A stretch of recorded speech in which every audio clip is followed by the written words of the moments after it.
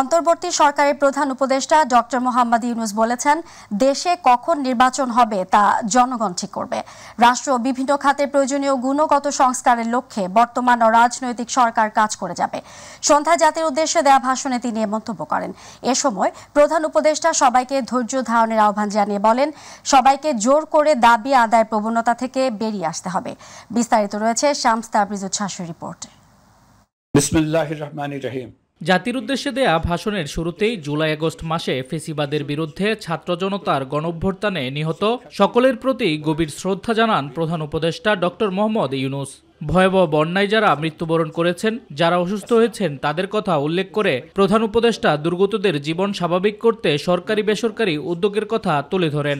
বন্যা দুর্গতদের জীবন দ্রুত স্বাভাবিক করার জন্য যাবতীয় উদ্যোগ সরকারি বেসরকারি পর্যায়ে নেবার আয়োজন করেছি।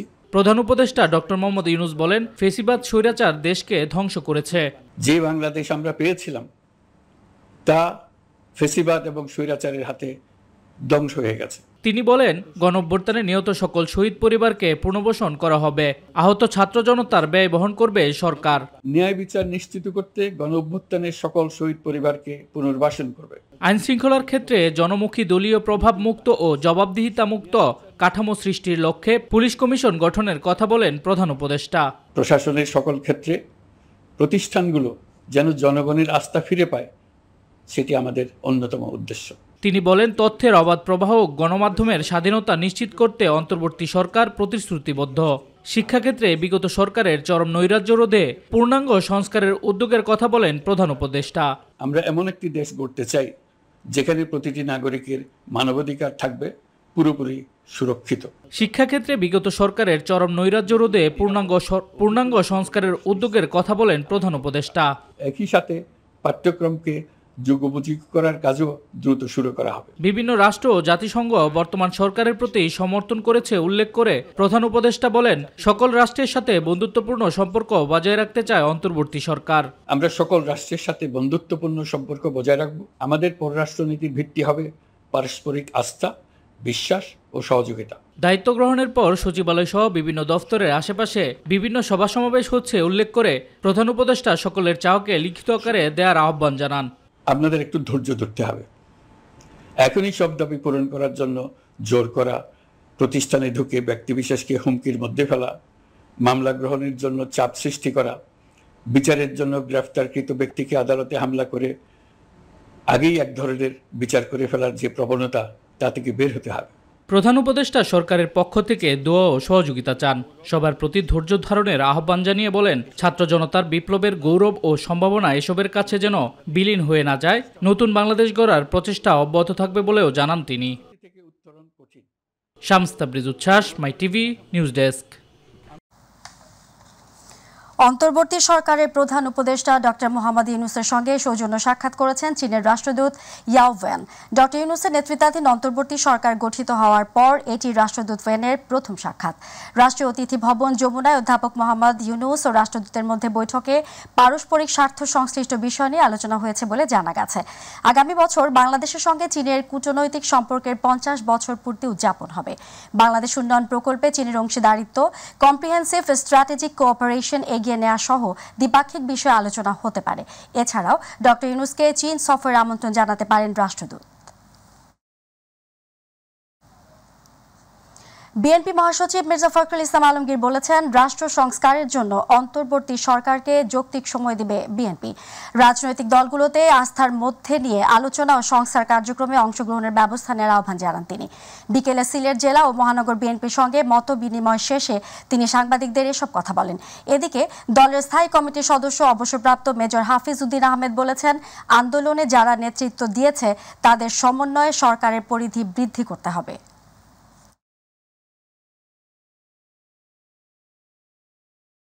অন্তর্বর্তীকালীন সরকার গঠন করা হয়েছে, তাদের কাজ মূলত এটাকে একটা সংস্কার করে যে সংস্কারগুলো প্রয়োজন, নির্বাচন কমিশন, প্রশাসন এবং আপনার অন্যান্য জায়গায় যে সংস্কার করা দরকার সেই সংস্কারগুলো করে তারা একটা অতি দ্রুত একটা একেবারেই নিরপেক্ষ নির্বাচন, অবাধ নির্বাচনের ব্যবস্থা তারা করবেন।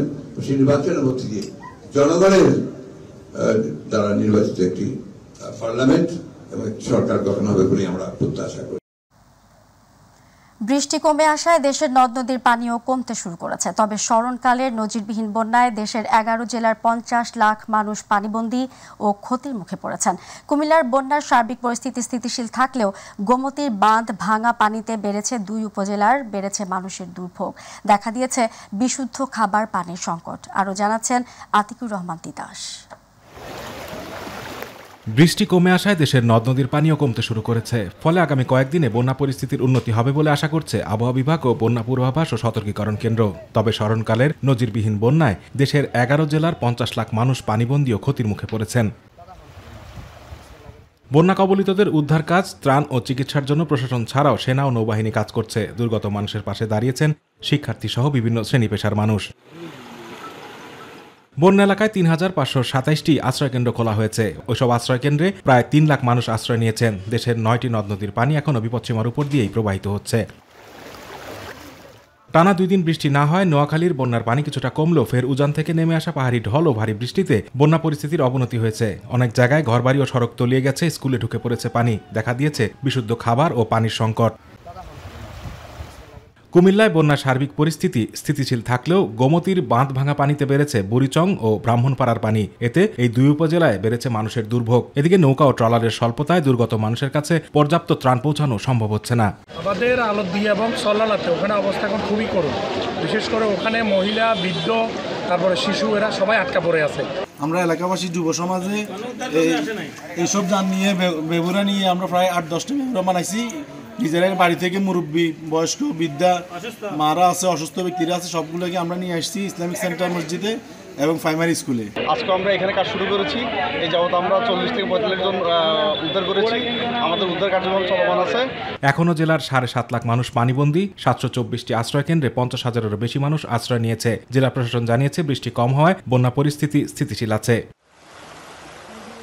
এদিকে চলমান বন্যায় দেশের 11 জেলায় পানিবন্দী হয়ে পড়েছেন 10,47,029টি পরিবার। আর এ বন্যায় ক্ষতিগ্রস্ত হয়েছে প্রায় 52 লাখ মানুষ বলে জানিয়েছেন দুর্যোগ ব্যবস্থাপনা ও ত্রাণ মন্ত্রণালয়ের সচিব কামরুল হাসান। তিনি আরও বলেন, 11 জেলায় ক্ষতিগ্রস্তদের চিকিৎসা সেবা দেওয়ার জন্য 748টি মেডিকেল টিম চালু রয়েছে। তারপর বিভিন্ন স্বেচ্ছাসেবী প্রতিষ্ঠান, বৈষম্য বিরোধী ছাত্র আন্দোলন, অন্যান্য যারা রয়েছেন, এমনকি ব্যক্তিগত পর্যায়ে থেকে যারা রয়েছেন, সেই ত্রাণগুলো এখন আমাদের জেলা প্রশাসন থেকে এখানে সেনাবাহিনী রয়েছে, তাদের মাধ্যমে এগুলো সমন্বয় করতে হচ্ছে। যে কারণে আমরা ত্রাণ সামগ্রী আমরা যাতে করে প্রত্যন্ত এলাকা পর্যন্ত পৌঁছে যায় এবং যারা অনিরাপদ স্থানে রয়েছে তাদেরকে যাতে উদ্ধার করা যায় সেদিকে আমাদের মনোযোগ বেশি রয়েছে। আতিকুর রহমান তিতাস, মাই টিভি।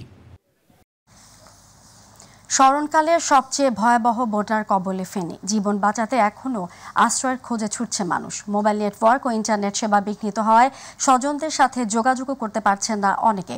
উদ্বেগ উৎকণ্ঠায় প্রতিটি মুহূর্ত কাটছে তাদের। বন্যা কবলিত এলাকাগুলোতে শুকনা খাবার ও সুপেয় পানির সংকট দেখা দিচ্ছে। স্বেচ্ছাসেবীরা ত্রাণ নিয়ে পৌঁছাতে পারছেন না অনেক জায়গায়। এ নিয়ে বিস্তারিত রয়েছে সোহেল আমাদের রিপোর্টে।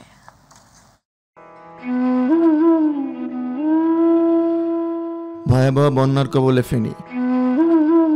একটু বাঁচার আশায় যে যেভাবে পারছেন ছুটছেন নিরাপদ আশ্রয়ের খোঁজে।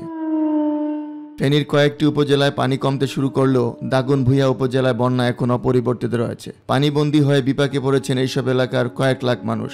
দেখা দিয়েছে বিশুদ্ধ পানি ও খাদ্য সংকট। বন্যা কবলিত এলাকার টিউবওয়েলগুলো পানিতে ডুবে যাওয়ায় বিশুদ্ধ পানির সংকট দেখা দিয়েছে ক্ষতিগ্রস্ত এলাকা জুড়ে। বসত ঘরের পানি ঢুকে পড়ায় খাবার সংকটে রয়েছে বেশিরভাগ মানুষ। দেশি হারা অনেক কি করবো, কিছু করার নেই। 50 বছরের পরিবর্তে এরকম পানি আমরা দেখিনি। আমরা শেষ আর এদিকে সেনাবাহিনী ও বিভিন্ন আইন শৃঙ্খলা বাহিনীর পাশাপাশি স্বেচ্ছাসেবীরা অংশ নিয়েছেন উদ্ধার ও ত্রাণ কার্যক্রমে। বেশিরভাগ এলাকা পানিতে নিমজ্জিত থাকায় ত্রাণ পৌঁছানো সম্ভব হচ্ছে না। আমরা আমাদের ব্যক্তিগত উদ্যোগে আমাদের নিজস্ব আত্মীয় স্বজন, পাড়া প্রতিবেশী, বন্ধু বান্ধব যতটুকু আমাদের হেল্প করা যায় আমরা নিজেদের অর্থায়নে আমরা চেষ্টা করতেছি বন্যা দুর্গত মানুষের পাশে দাঁড়ানো। 2 দিন যাবত এখানে কাজ করতেছি এলাকার জন্য। এলাকার পরিস্থিতি অনেক খারাপ। এই মানুষগুলোর দুঃখ দুর্দশা দেখে মানুষ যখন বলে যে ভাই 1 ফোঁটা পানি দিয়ে দেন, 1 গ্লাস পানি খাবো, ভাই তৃষ্ণার্ত মানুষের মুখে পানি দিলে মানুষের কতটা খুশি হয়। পানিবন্দী হয়ে পড়ার সবচেয়ে বেশি বিপাকে পড়েছেন গর্ভবতী ও অসুস্থ মানুষ। আমার শাশুড়ি আছে, 2টা বাচ্চা আছে। এখন ওরা বাসা সব ডুবে গেছে। ঠিক বড় হইলে অনেক মানুষ উদ্ধার করা যাবো, বা দ্রুত গতিতে আমরা ত্রাণগুলো পৌঁছানো যাবে। যোগাযোগ ব্যবস্থা ভেঙে পড়ায় 15 কিলোমিটার সাঁতরে পরিবারের সাথে দেখা করতে ছুটে এসেছেন এই যুবক। 15 কিলো হাইটে আসছেন এইভাবে। এখনো বন্ধ রয়েছে মোবাইল নেটওয়ার্ক ও ইন্টারনেট সেবা। অর্থের অভাবে নয়, প্রকৃতির নিষ্ঠুর পরিস্থিতির শিকার অনেক মানুষ অসহায়ের মতো ত্রাণবাহী যানের জন্য অপেক্ষা করছেন দিনের পর দিন। সোহেল আহমেদ, মাই টিভি, ফেনী। এ যেন এক অন্যরকম বাংলাদেশের প্রতিচ্ছবি। স্মরণকালের ভয়াবহ বন্যায় ক্ষতিগ্রস্ত মানুষের জন্য ঢাকা বিশ্ববিদ্যালয়ের টিএসসি আর শারীরিক শিক্ষা কেন্দ্রে চলছে গণত্রাণ সংগ্রহ।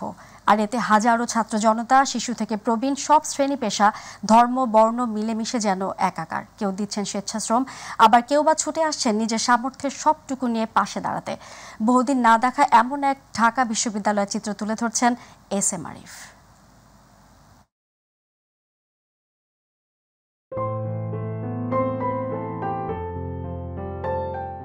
এমন জমজমাট আর স্বতঃস্ফূর্ত ত্রাণ কার্যক্রম অতীতে চোখে পড়েনি। চতুর্থ দিনে সপ্তাহের প্রথম কার্যদিবসেও সব শ্রেণী পেশা ও বয়সের মানুষ অংশ নিয়েছেন বৈষম্যবিরোধী ছাত্র আন্দোলনের ত্রাণ কার্যক্রমে। টিএসসিতে জায়গা সংকুলন না হওয়ায় ঢাকা বিশ্ববিদ্যালয়ের কেন্দ্রীয় জিমনেশিয়ামে গণত্রাণ কার্যক্রম স্থানান্তর করা হয়। সাধারণ মানুষের স্বতঃস্ফূর্ত অংশগ্রহণে সেখানেও প্রায় ভরে উঠেছে ত্রাণ সামগ্রীতে। নগদ অর্থ ও ওষুধ সামগ্রী গ্রহণ করা হচ্ছে টিএসসিতে নির্ধারিত বুথ থেকেই। বানভাসীদের জন্য নিজের সামর্থ্যের সর্বোচ্চটা দিচ্ছেন সাধারণ মানুষ। আগে খারাপ লাগছিল কিন্তু দেওয়ার পর এখন ভালো। ব্যাংক সবাই তো দিতেছে, তাহলে আমিও দেই, আমারও তো একটা ব্যাংক আছে। আমার খুব ভালো লাগছে এবং আমি দিতে পাইরা আমারে যারা সাহায্য করছে তাদেরকেও আমি দোয়া করি। সবাই নিজ নিজ দিক থেকে সাহায্য যতটুকু পারে ততটুকু দেয়। আমাদের একটাই লক্ষ্য যে আমরা যে কোনো কিছু হোক আমরা যাতে সবসময় এগিয়ে যেতে পারি। সবাই যদি এরকম ভাবে থাকে অনেক এগিয়ে যাব। নোবডি কুড জাস্ট বিট আস।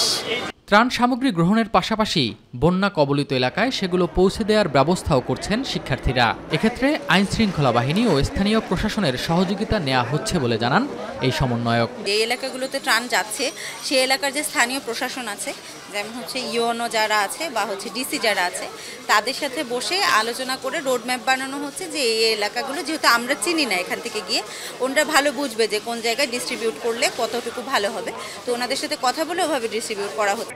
গণত্রাণ কার্যক্রমে জনগণের যে সাড়া পড়েছে তাতে সংকট মোকাবিলা সম্ভব হবে বলেও মনে করেন শিক্ষার্থীরা।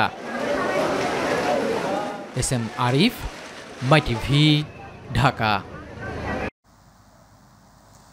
দীর্ঘ 1 মাসেরও বেশি সময় ধরে বন্ধ থাকার পর রোববার থেকে চালু হলো মেট্রো রেল। তবে মিরপুর 10 ও কাজীপাড়া স্টেশনে আপাতত মেট্রো রেল থামবে না। সকাল 7:10 এবং 7:20 উত্তর মেট্রো রেল স্টেশন থেকে 2টি ট্রেন মতিঝিলের উদ্দেশ্যে ছেড়ে যায়। সকালে আগারগাঁও থেকে উঠে সচিবালয় স্টেশনে আসেন সড়ক পরিবহন উপদেষ্টা ফাউজুল কবির খান। তিনি বলেন, শিক্ষার্থী নয়, দুষ্কৃতকারীরা 2 স্টেশনে হামলা চালিয়েছিল।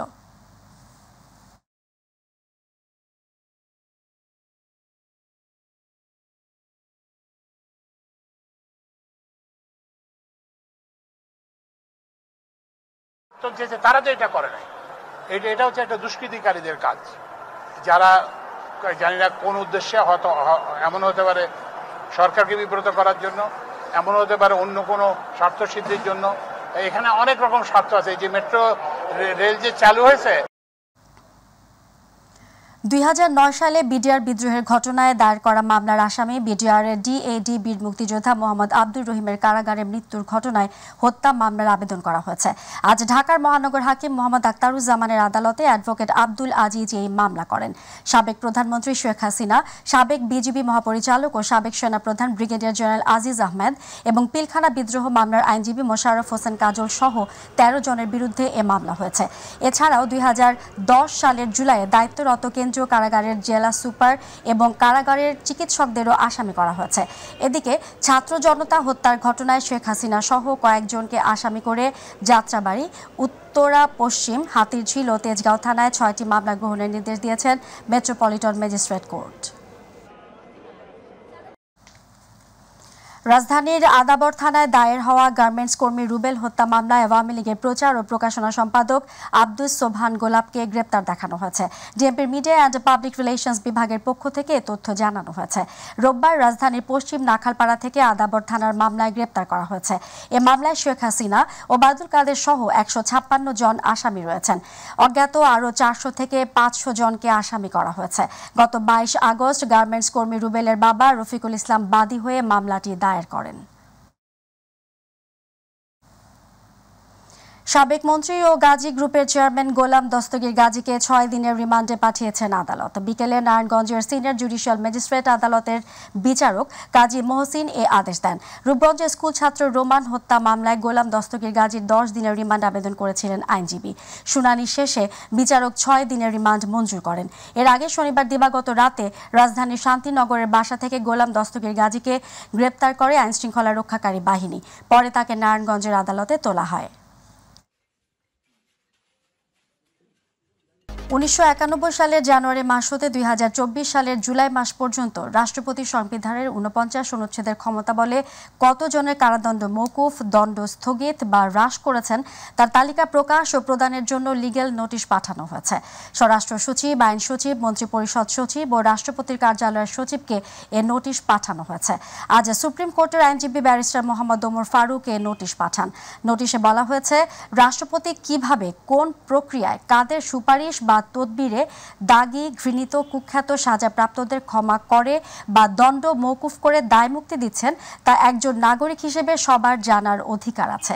রাষ্ট্রপতির ক্ষমতা সংক্রান্ত সংবিধানের 49 অনুচ্ছেদের ক্ষমতার অপব্যবহার বা কোনো রাজনৈতিক উদ্দেশ্যে বা রাজনৈতিক কোনো রূপ বল প্রয়োগ আছে কিনা তাও খতিয়ে দেখা দরকার।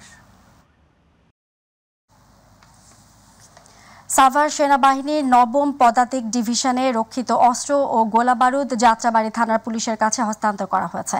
হস্তান্তরকৃত অস্ত্রের মধ্যে ছিল 108টি অস্ত্র, 9537 রাউন্ড গোলাবারুদ।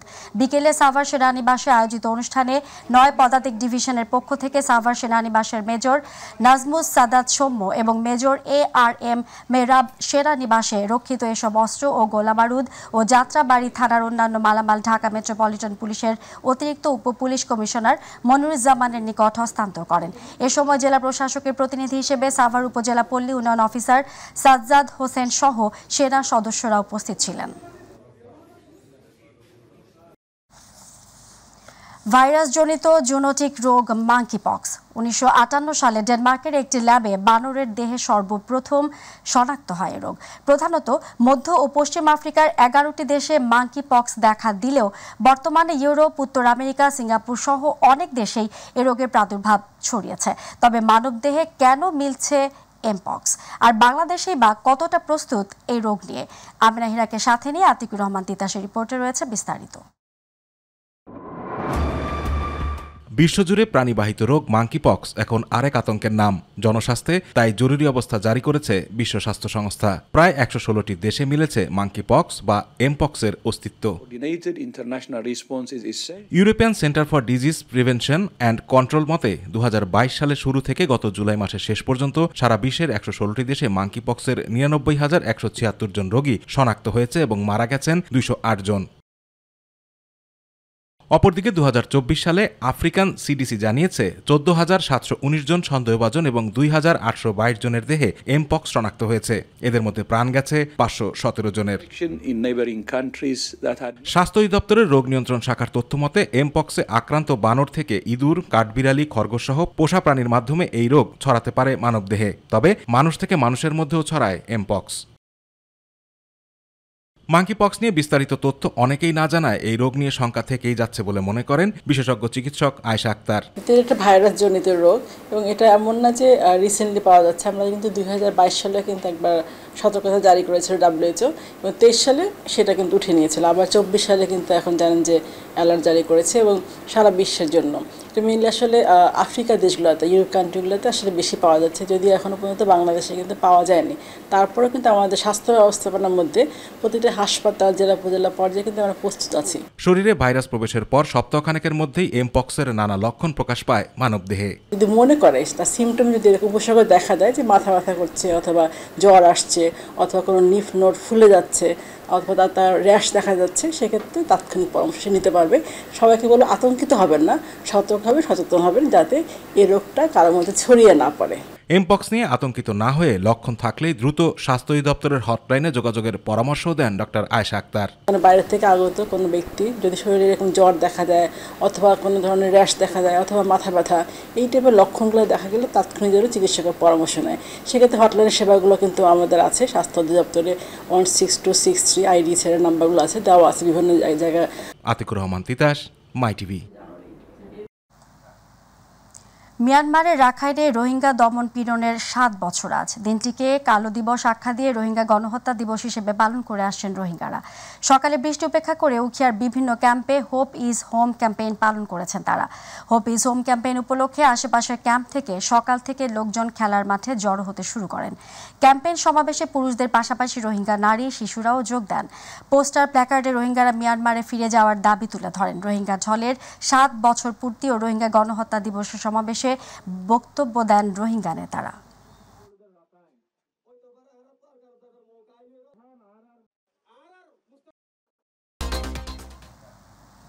দেশের সাম্প্রতিক বন্যা পরিস্থিতিতে অসহায় বন্যার্তদের পাশে থেকে সর্বাত্মক সহযোগিতা প্রদানের জন্য পরিবেশক, প্লাজা প্রতিনিধি ও সেলস টিমকে বিশেষ দিক নির্দেশনা দিয়েছেন ওয়ালটন হাইটেক ইন্ডাস্ট্রিজ PLCর ব্যবস্থাপনা পরিচালক SM মাহবুবুল আলম।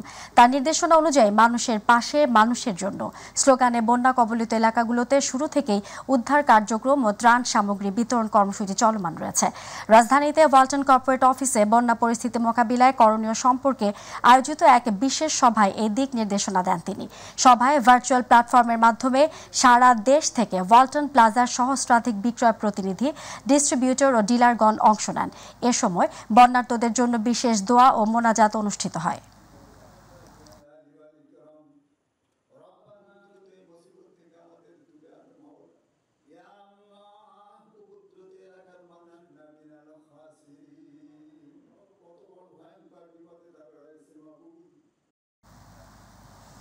দেশে বন্যা দুর্গতদের সহায়তায় ত্রাণ সামগ্রী নিয়ে পাশে দাঁড়িয়েছে দেশের অন্যতম শিল্প প্রতিষ্ঠান দেশবন্ধু গ্রুপ। কুমিল্লার লাকসাম ও বুড়িচং এবং ফেনী জেলার অন্তত 8টি জায়গায় দেশবন্ধু গ্রুপের চেয়ারম্যান গোলাম মোস্তফার নির্দেশে বন্যায় ক্ষতিগ্রস্তদের মাঝে ত্রাণ সামগ্রী বিতরণ করা হয়। লাকসামে ত্রাণ বিতরণকালে লাকসাম উপজেলা নির্বাহী অফিসার আব্দুল হাই সিদ্দিকী ও সমাজ সেবা কর্মকর্তা উপন্যাস চন্দ্র দাস, সেনাবাহিনীর ঊর্ধ্বতন কর্মকর্তারা ছাড়াও দেশবন্ধু গ্রুপের পক্ষে কার্যক্রমে অংশ নেন দেশবন্ধু ফুড অ্যান্ড বেভারেজের COO Idrisur Rahman, DGM marketing Robiul Islam, DGM Yasin Ali Gazi, brand manager Abdullah Al Jaber সহ আরও অনেকে। দর্শক, এ পর্যায়ে রয়েছে প্রবাস সংবাদ।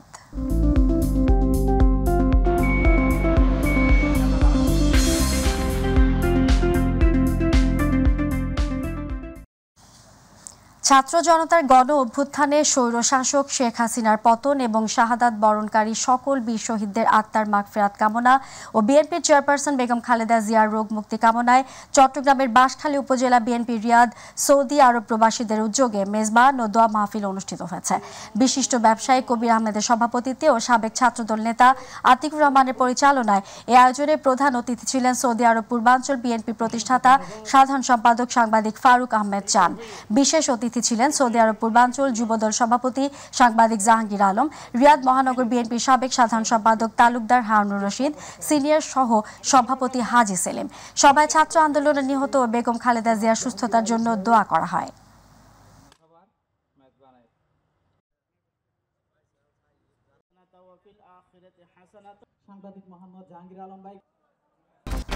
দর্শক, এই ছিল এখনকার রাতের সংবাদে। সঙ্গে থাকার জন্য ধন্যবাদ। এছাড়া ইউটিউবে মাই টিভি সংবাদ পেতে ভিজিট করুন youtube/mytvbd নিউজ এবং আমাদের সকল অনুষ্ঠান দেখতে ভিজিট করুন youtube/mytv বাংলা, Facebook/mytv বাংলা। আমাদের পরবর্তী সংবাদ দেখার আমন্ত্রণ জানিয়ে বিদায় নিচ্ছি আমি ফৌজিয়া রওশন। আল্লাহ হাফেজ।